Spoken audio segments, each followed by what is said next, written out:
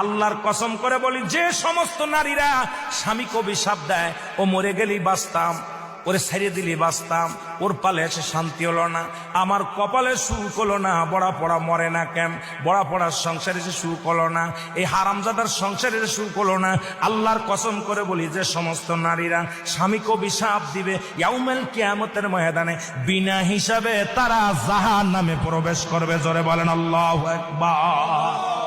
আমার মারা যারা মাইকের আওয়াজ শোনেন, শুনে নেন,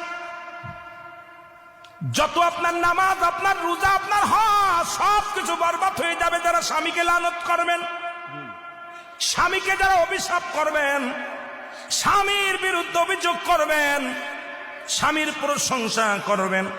আল্লাহর দরবারে আপনি নেকি পাবেন, আল্লাহর দরবারে নফল বন্দেগী পাবেন। সারা রাত পরে আপনি ইবাদত করেছেন, আর একবার বলেন, আপনার মার কাছে বলেন,